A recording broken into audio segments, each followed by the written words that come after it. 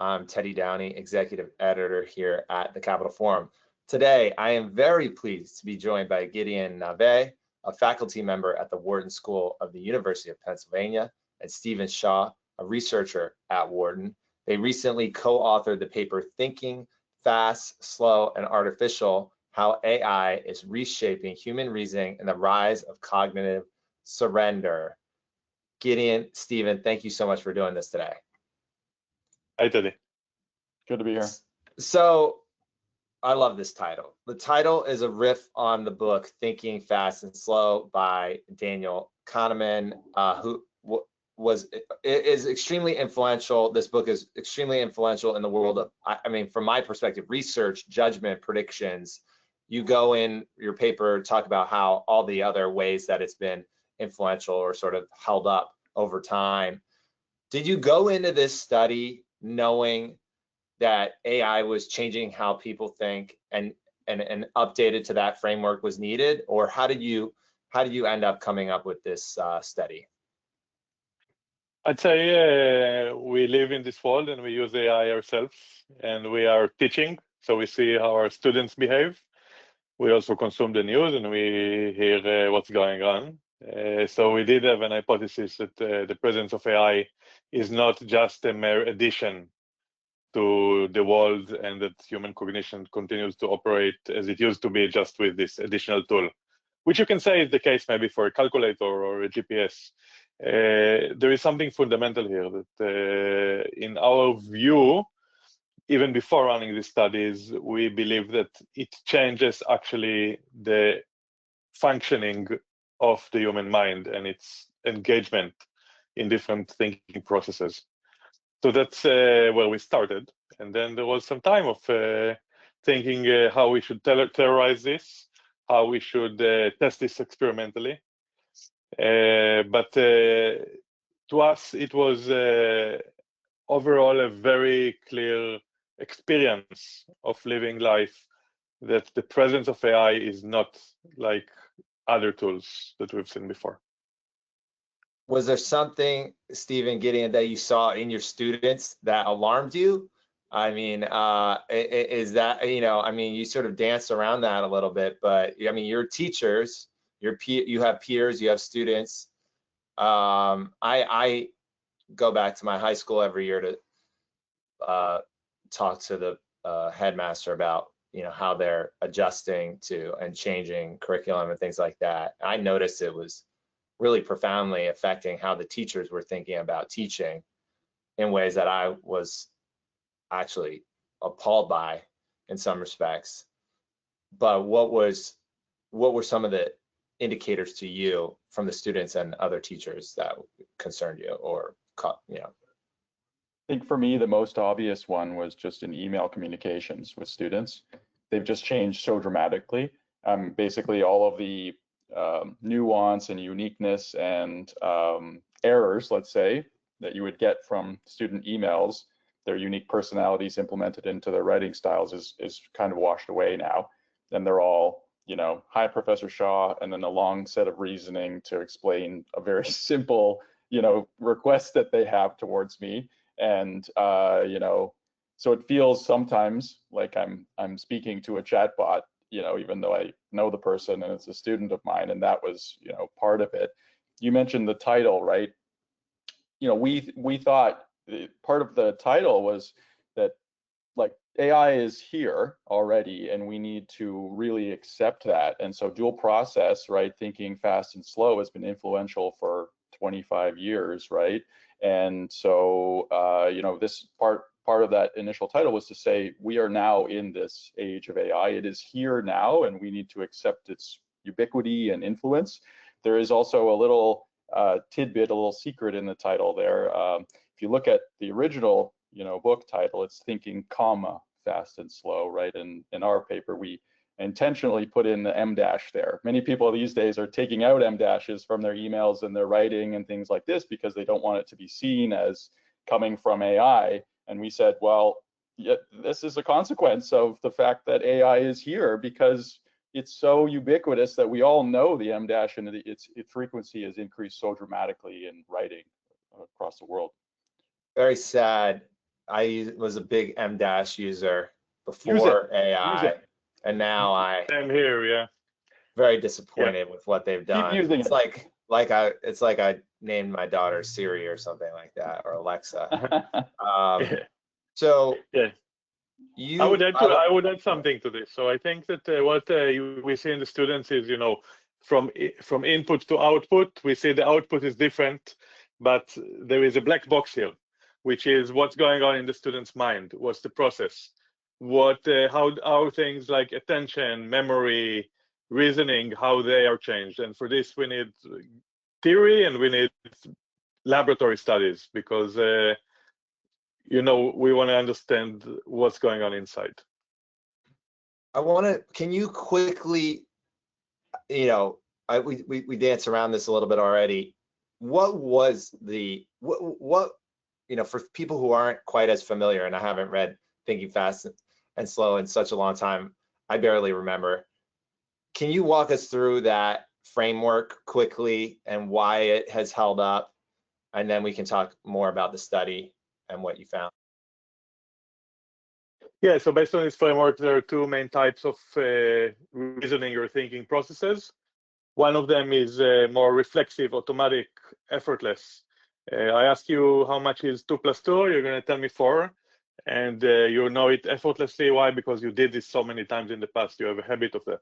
You see an angry face, you know immediately to recognize this angry face, because maybe you are wired to do so evolutionarily, or maybe you've seen enough angry faces in your life. These are things that do not require effort, and we do quite well. That's what Kalman called system 1. System 2 are processes that take more effort.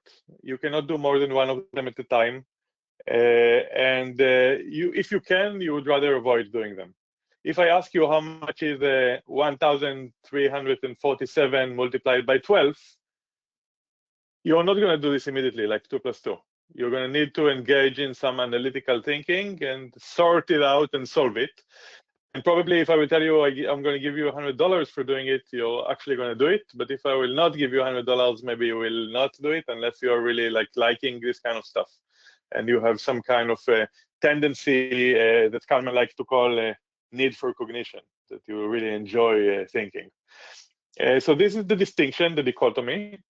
And the question is, when will system 2 engage? And what we see here, of course, there are factors that relate to the person, but a lot of it is not about capacity, because many times the system 2 processes are just easy to do. It's just arithmetics, as I just showed you.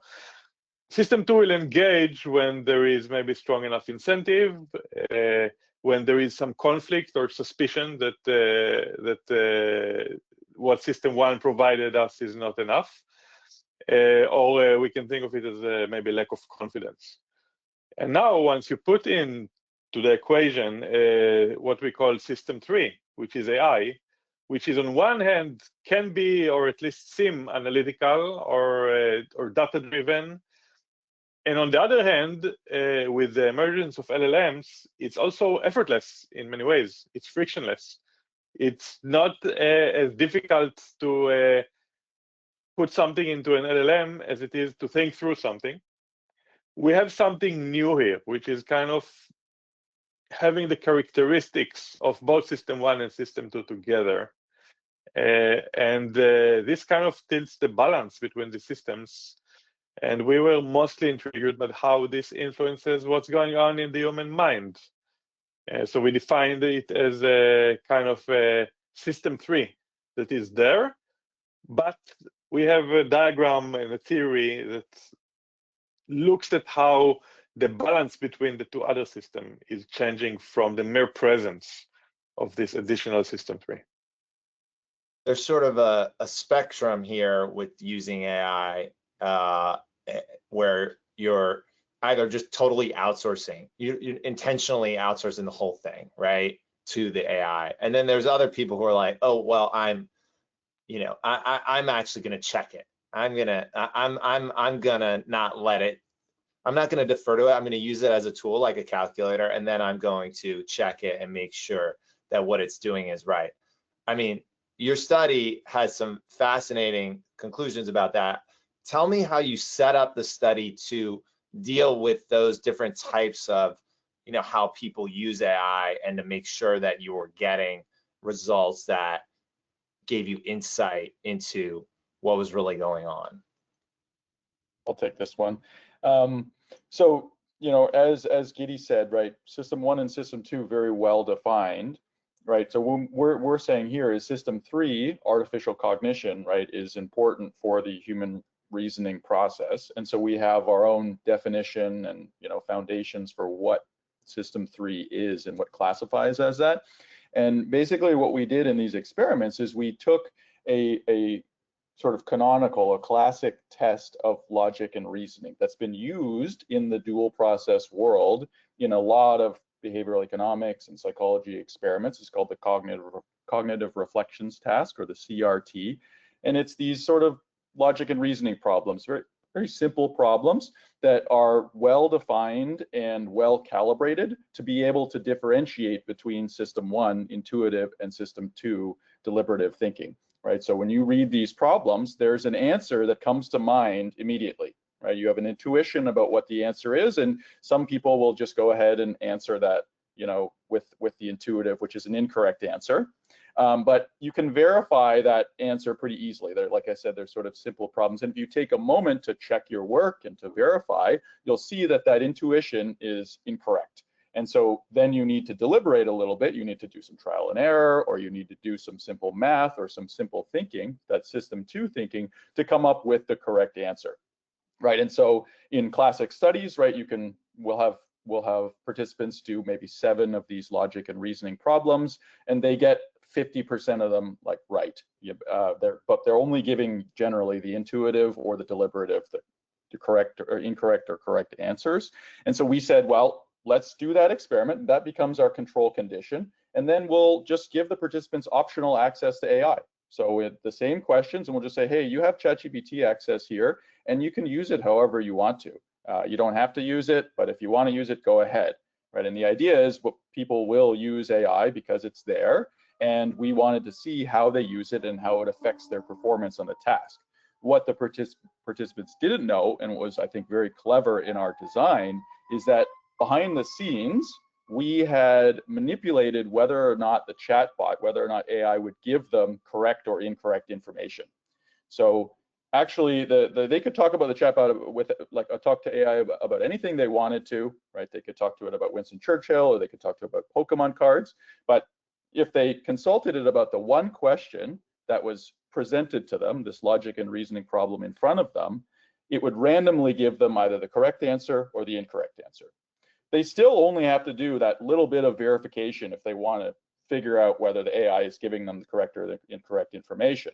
But that's not what we ended up seeing, right? What we ended up seeing is that people would consult the AI, and once they went to the chatbot and decided, I'm going to ask it about this question, they basically very often took its answer and adopted it as their own. And that's what we call cognitive surrender, because they are basically outsourcing the whole logic and reasoning process to AI, and then their accuracy becomes contingent on the accuracy of system 3, the AI in the experiments. And you did additional experiments to sort of address that, or affect that cognitive. Well, we tried.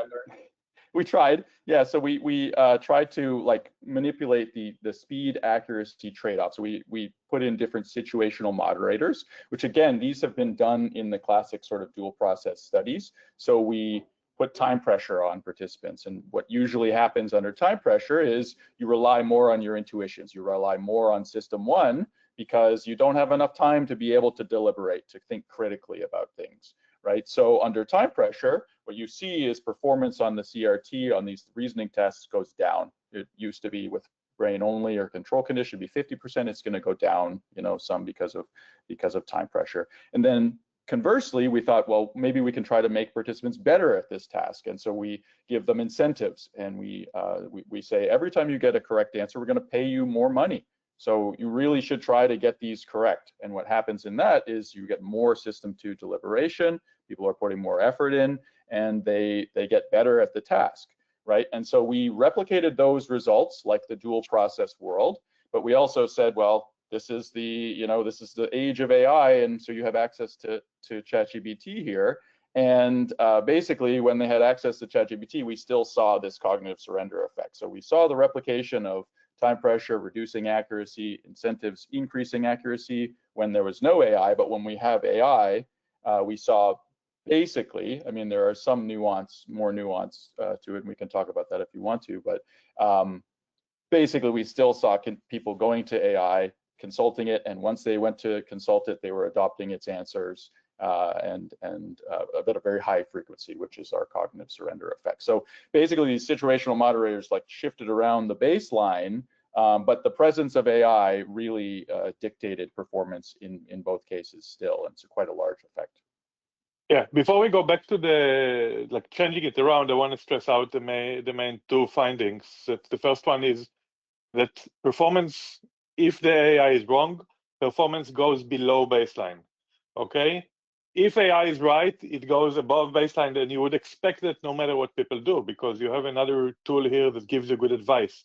But the key finding here is that if the AI is wrong, and we know that AI is wrong many times, like in life, and many times we have no idea to really check it, but we see that people's accuracy follows the AI, meaning that you're ending up worse off than you would have been without the AI. And the second signature of it, I would say, is increased confidence. So even when you are wrong, you're not only more likely to be wrong, you're confidently wrong. So you have really outsourced your confidence and your behavior at the end of the day to an erroneous input. Yeah, so that's just, I wanted to stress this kind of couple, the power couple of worse off than without AI and more confidence. So, I'm reading this study, I get to the end, obviously there are math parts, or not obviously, but there were math sections that I did not quite fully appreciate. But I get to the end of the paper and my reaction was, so people are dumber and less human when they're using AI. And I want to get your reaction to that, because, that's kind of what I'm seeing. I mean, I'm an employer. I go back to the school. I watch what people are doing at school. And, when you're outsourcing your judgment, when you're outsourcing your thinking, when you are cognitively surrendering, effectively you are becoming dumber, because not only are you outsourcing it, but you're kind of confused. You're actually kind of confusing yourself. You're affecting your own thinking. You get into this in the paper a little bit. It's kind of infecting your thinking, infecting your decision-making ability. Anyway, I want to get your reaction.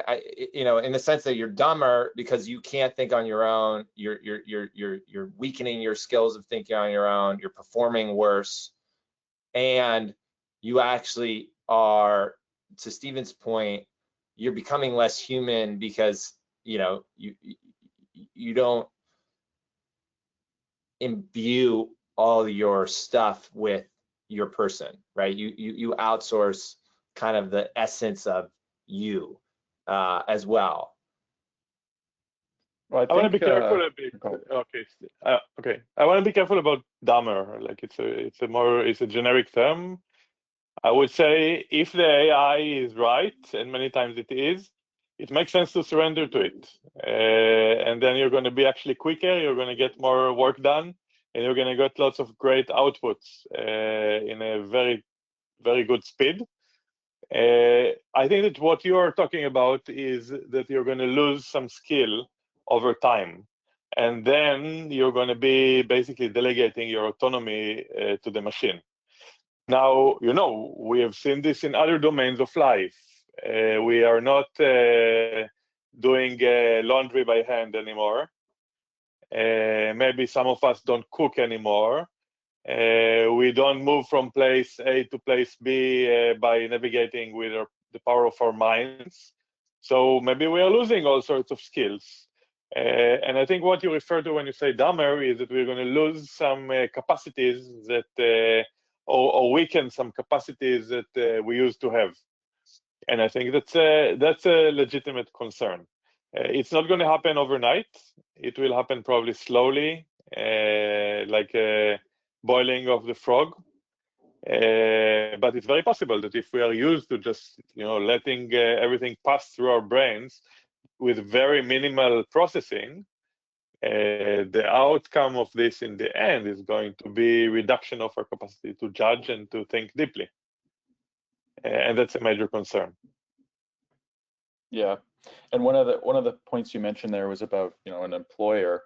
If you're an employer, right, and you're thinking about implementing AI, or your employees are using AI for all sorts of tasks, I mean that might be a good thing, because you can increase efficiency and productivity, and accuracy, as long as the tasks that are being done, AI is good at, and it is good at many different types of a diversity of of tasks across domains. I think the question is, what are the consequences? Can we stay on that for a second? Because I actually kind of push back in that the things it's good at, right? Like, it's kind of like a calculator. A calculator is good at stuff, but the things that it's good at is like not useful for most of the time, not something you should be spending a lot of brain power on. It's kind of my thing. It's like, okay, some things it's good at, but when it's I get it, but what are the things that you think it's good at? Because my worldview is it's such a limited frame. I mean, I'm in a knowledge industry where my people need to A, have good cognitive skills, and B, they need to use a lot of judgment all the time, writing articles, who to interview, all sorts of stuff. So AI is fundamentally not useful for the vast majority of that type of stuff. Now, certain research, maybe certain factual things, listing articles to read, things like that. Okay, maybe it's faster at that, but that is just a limited scope when it comes to actually thinking, actually like using your brain in a way where humans are being challenged. I find it not very useful, not very accurate, and subject to really strange results. So when you say it's useful for certain things, I'm curious just to like, what kind of, I mean, you mentioned in the paper certain things where it's highly accurate, but I was curious, like, what are those types of things? And the coding, I mean, like software engineer roles, and I think the broadest category is like structured tasks, which I think you kind of alluded to there as well. A lot of structured tasks.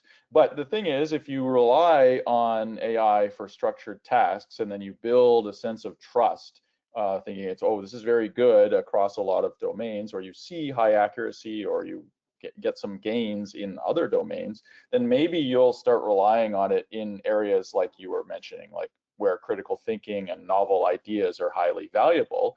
But then as a result, you can't come up with those novel ideas or do that critical thinking yourself, right? So people often think, or they start off with, okay, I'm doing cognitive offloading. In the paper, we may make a specific distinction between offloading and surrender, right? And we say offloading is strategic delegation. You're taking specific tasks and deferring to AI, right? And this is generally seen as a beneficial thing. But the thing is, if you get good at strategic delegation, right, you're putting your code and you're having Claude Code write your code or create your website or whatever, right? If it's quite good and you get feedback on that it's doing a good job, maybe then you move into other domains in life and relying on System 3, and you sort of slip slowly into cognitive surrender, right? You're now relying on it for all sorts of things in domains where there are hallucinations, in domains where we do value critical thinking, we do value novel ideas, and then you're following it regardless of the fact that you don't know that the accuracy rate is very different when you're asking it about coding and doing your website versus when you're asking it about mental health or something like this, right? Or writing a book, right? And so it's easy to do that, transition. And as I think Giddy mentioned before, you might not even realize that you're sort of moving towards that and having, these thinking tasks being done by, an external system, and then you're losing agency and losing autonomy and de-skilling yourself as well at the same time. So these are some of the implications that I think we discussed at the end of the paper that you're alluding to. Yeah, Teddy, I want to also push back myself a bit. So I think the discussion here is not about what AI can do better or not. I think that we are in a very early stages of this technology. I am myself teaching, for example, a class on creativity, and I think, once you're using a technology that everybody else uses, of course, by definition, you're no longer going to be writing creatively if you just rely on AI. Just creativity requires to be novel.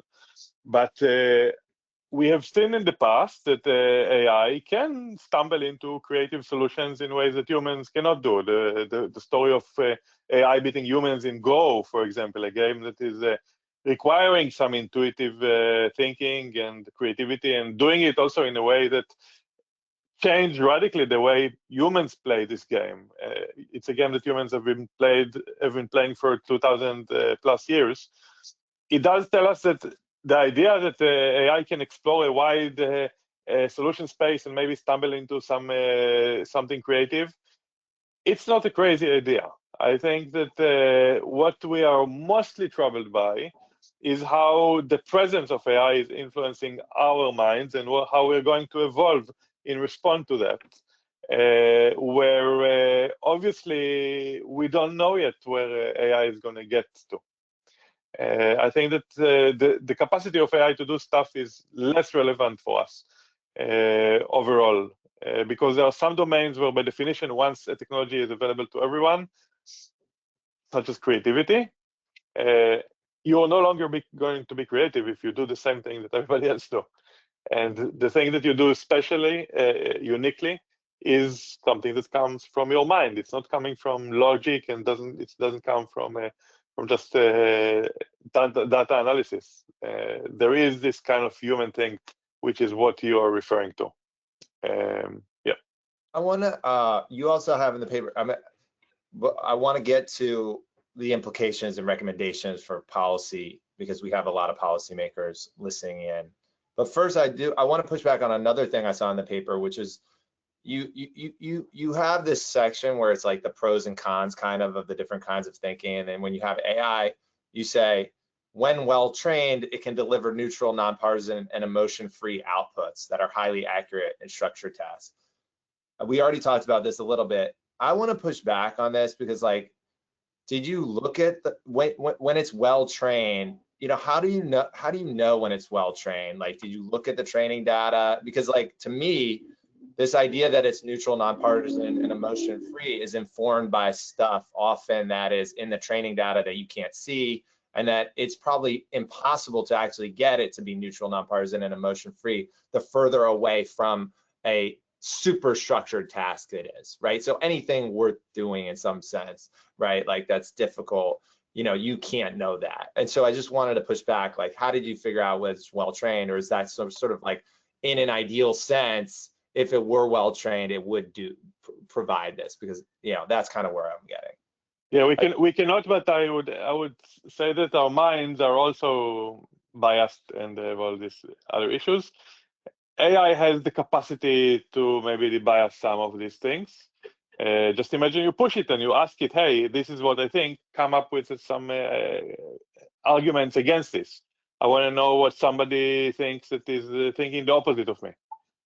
That could also be a use of AI, and you can really ask it to be brutally honest and try to debunk your way of thinking, which is, by the way, a very important part of some would say, any strategy division. Like, once you are about to take some policy and implement something very crucial, I would say the most important thing to do is really to find out what are the reasons not to do that and consider them. And AI could help you with that, even if it's biased, right? Yeah. So that's overall what we meant. But of course, you're going to have to use it right, because we do see in a lot of research that came out in the past months even, is that AI has a tendency to reinforce you and to tell you what you want to hear, because it's good for engagement. It's also what maybe is in the training set. And then we are maybe risking in ending up in an echo chamber of one person and the AI. Not only in politics, can be in all domains of life, right?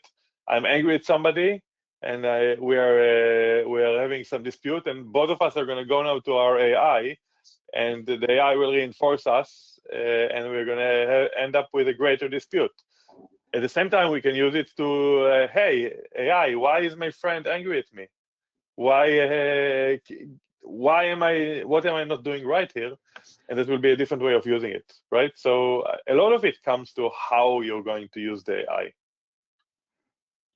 I'll add to that too. I think, you know, some of the characteristics that you mentioned there are sort of part of our definition of System 3.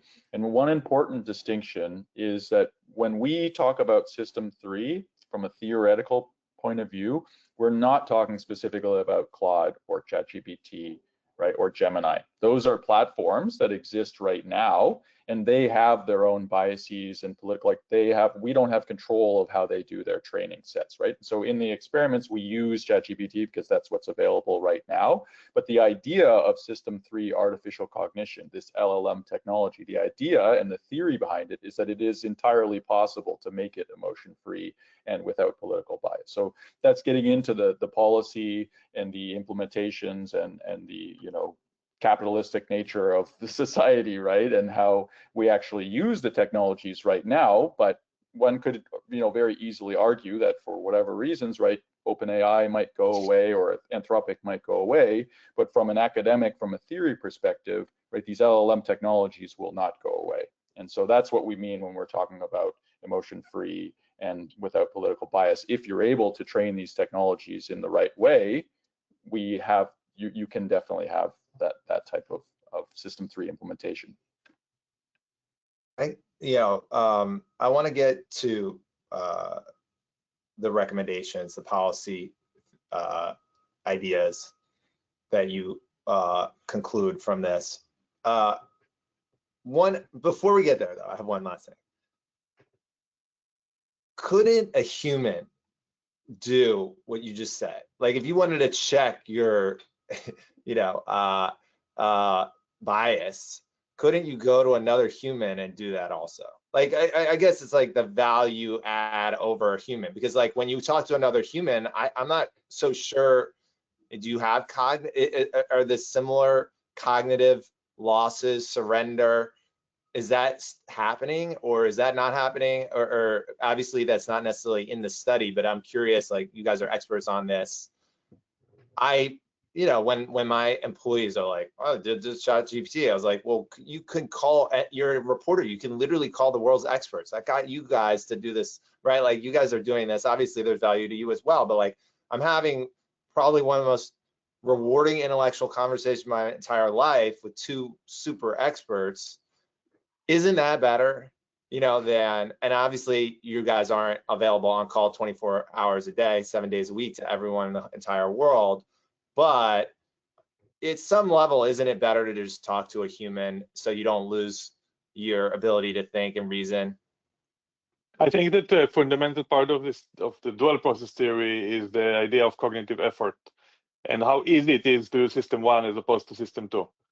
I think that the uniqueness of System 3 is that it's very easy to use. It's available 24/7. It never gets tired.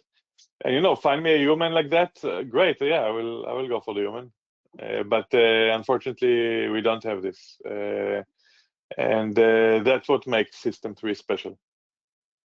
And even if you defer to an expert, right, like a doctor or a lawyer, they have specific expertise, right? And with System 3, we can outsource thinking across a wide range of domains. So the friction, in order to be able to do it, is sort of orders of magnitude, less. It's very easy. At any moment, you can just pull out your phone or your computer, and you have an expert available on any domain, at decently high accuracy. Obviously there are errors, biases, hallucinations, but we also need to start talking about those, as their own separate set of biases, and what domains, it might be good to defer to, and other domains where we might want to not defer to. Another point on that is, we are observing cognitive surrender in the lab right now, right? And I think part of the reason why this idea has gained a lot of traction is because we see it in ourselves and in society as well.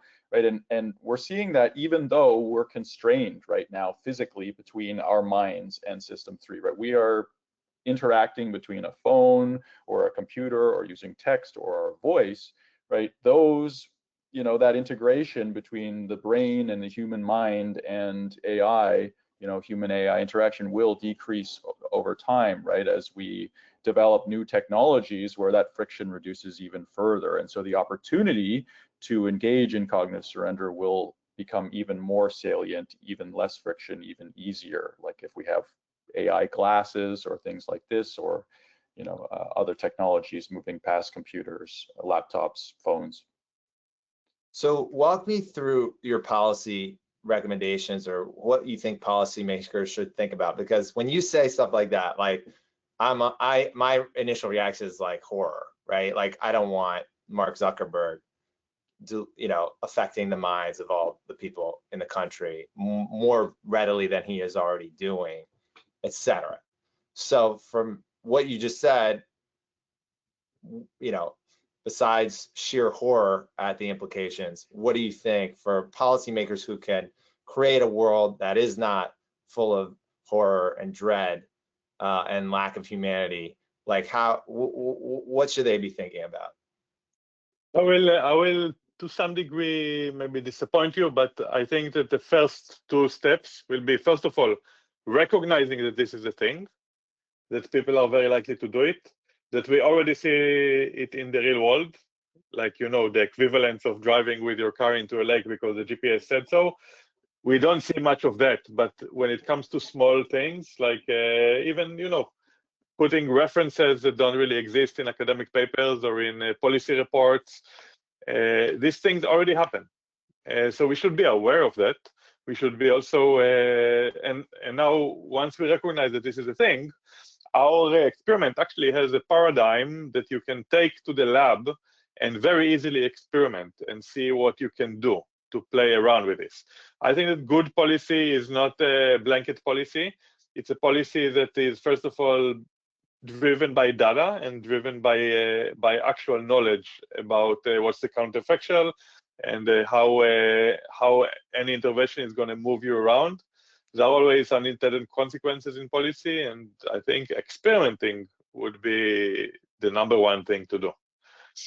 Another important thing in policy is that it will be what's called asymmetrical in terms of its paternalistic capacities. If somebody wants to surrender, if somebody really has no problem with this, is going to take the responsibility and all of that, or if somebody is going to be using AI the right way, meaning just maybe offloading some tasks that should be offloaded, we don't want to interfere with that.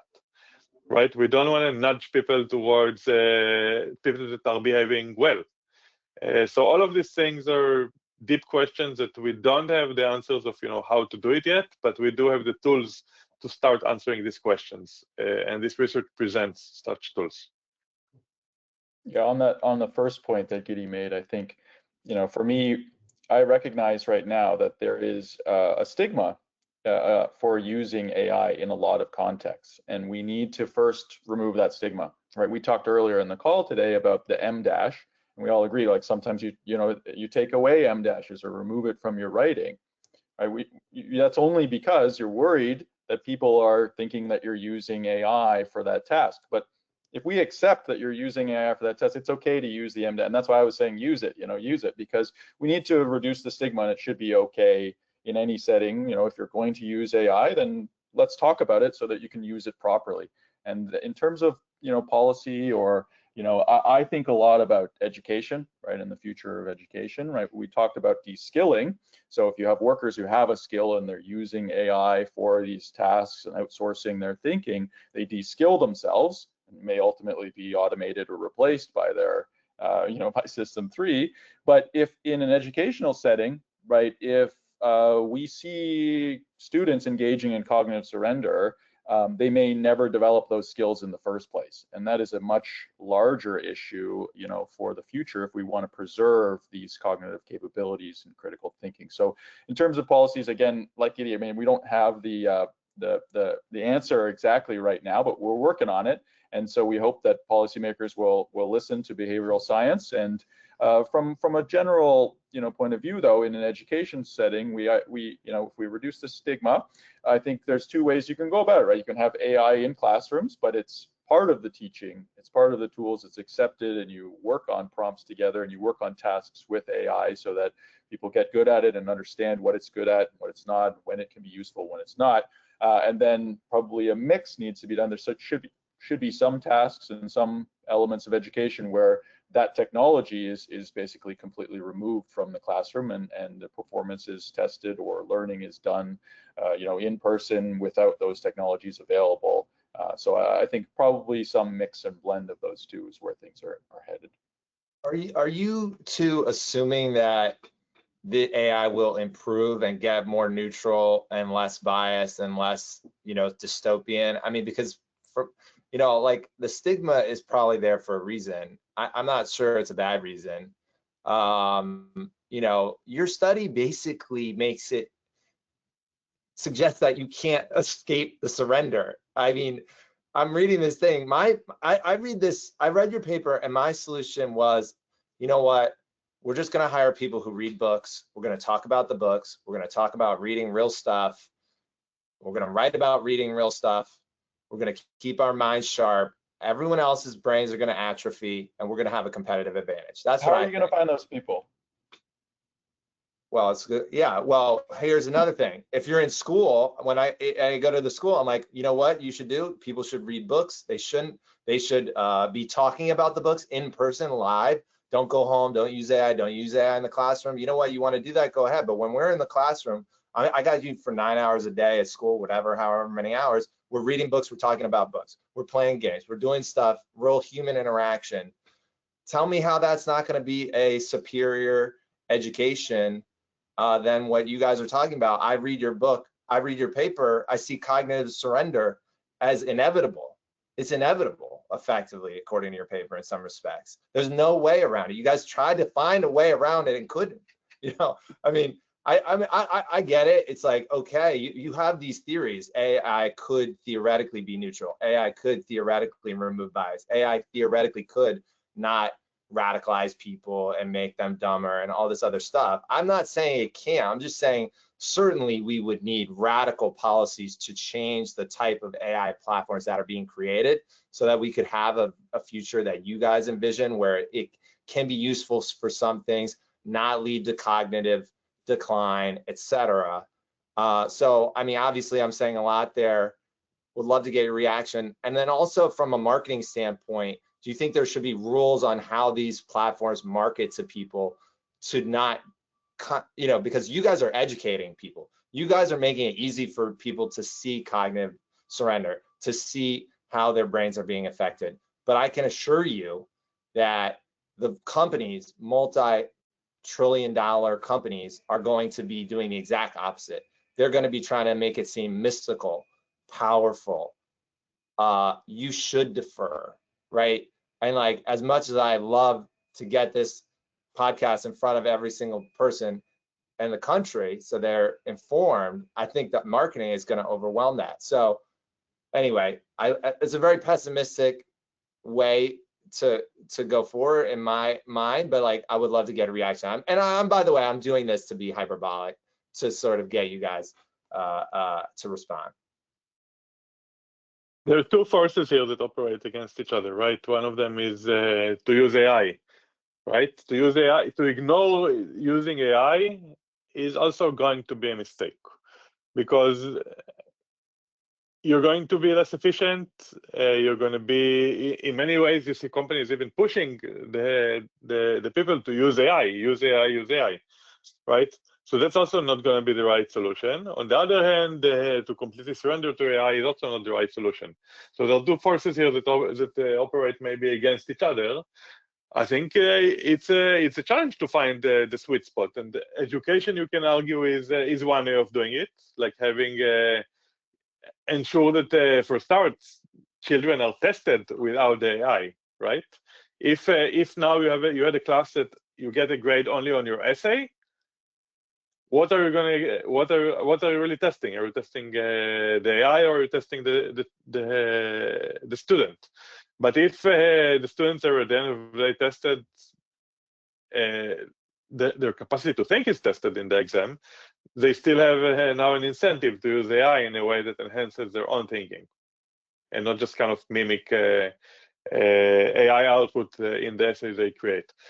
One challenge here, though, is that education is not the full story, right? Children are not 24/7 in the classroom. There is recession, and there is recess.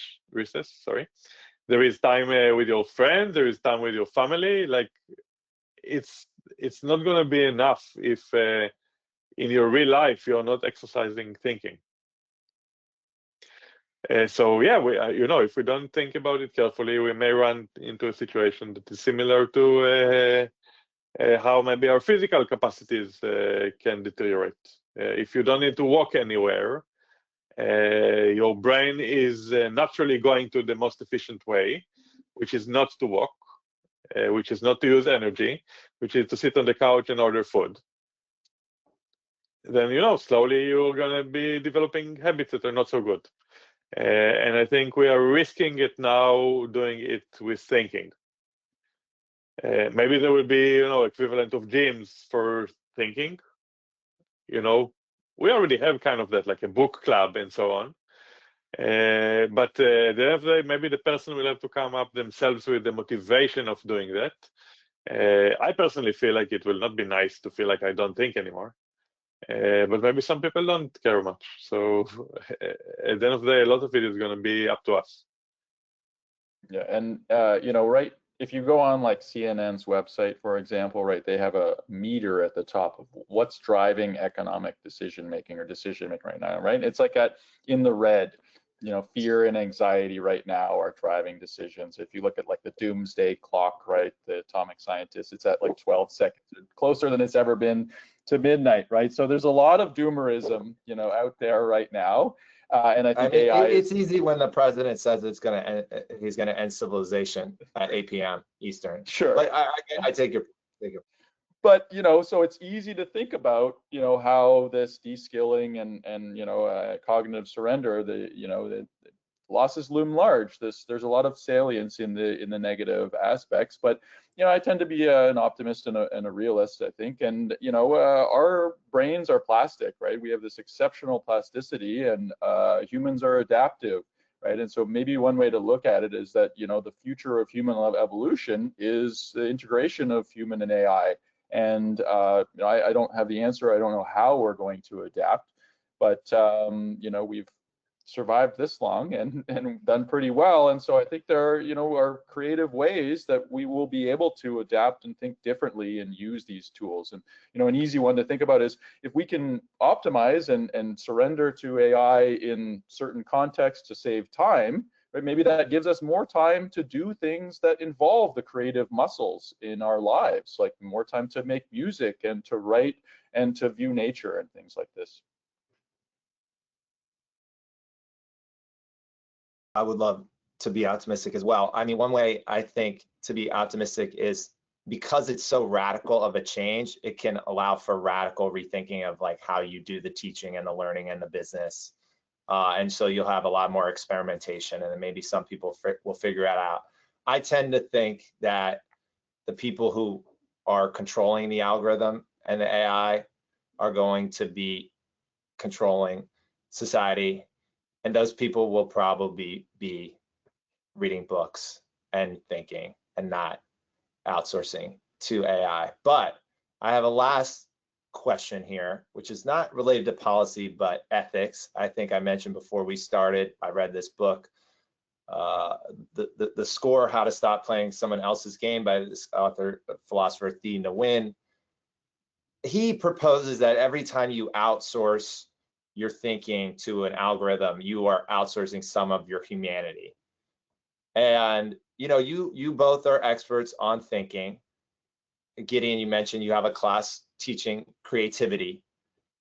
I assume you have thought about living an ethical life at some philosophical level, living a meaningful life, being human. What are you thinking about in terms of the risk that cognitive surrender you know, becomes a real problem with people really losing your humanity. I mean, you mentioned this, Gideon, a little bit in your last answer, but just from a philosophical standpoint, from an ethical standpoint, like how important is it, and should we be thinking about which things we're okay outsourcing our humanity on? For example, okay, if I'm buying a vacuum cleaner and I go and let an algorithm decide that for me, you know, okay, I'm actually imputing a lot of moral, I'm leaving aside some humanity, right? Like, well, where is it made?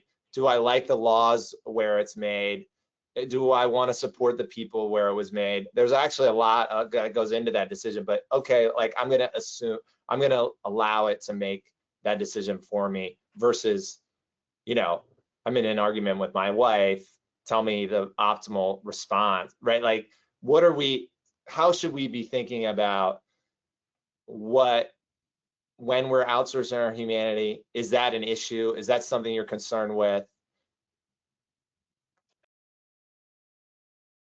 I think, you know, I teach creativity, so the first thing I teach in class is how AI has the chance of homogenizing all of us and create kind of a prisoner's dilemma where every individual is incentivized to use the AI, but as a result, our collective creativity is going down because we become more homogeneous. I think that the way forward is to not look at the AI as something that will replace us in general, unless it's a very specific tasks, but it's something that can augment us and enhance us. Like think of glasses, right? I can swim now with goggles that prevent water going into my eyes, and even have a prescription so I can see better. This is technology. The same goes with AI. AI can do all sorts of things that I cannot do. AI has access to the entire internet and can search for things very quickly. And AI can execute, I don't know, just think of cuisine. I want to create a new dish that brings together two remote cuisines, and it can actually go and find out like what could go well and go over it systematically and do what I tell it to do 1,000,000 times faster. So in this sense, I still bring myself into the process, and the AI is helping me. And I think that this is the right way of doing it. Use it as a partner of thought, where the locus of control is still yours and not the AI. What does it mean to surrender? It means give the control to the AI. And if you do not surrender and you use the AI as a partner, as an enhancer, as something that augments you, you're going to be better off. But again, you know, this requires more effort. It requires maybe knowing how to do it. And that's what I teach in the classroom. So I think for me, ignoring AI is not the right approach. I think learning to work with the AI is the way forward. And just imagine you have Picasso once said, it's real if you can imagine it. AI actually can help you imagine lots of stuff. I have an idea for a new product. Within 5 minutes, I can even have a prototype that is working, whether it's an app or a musical piece.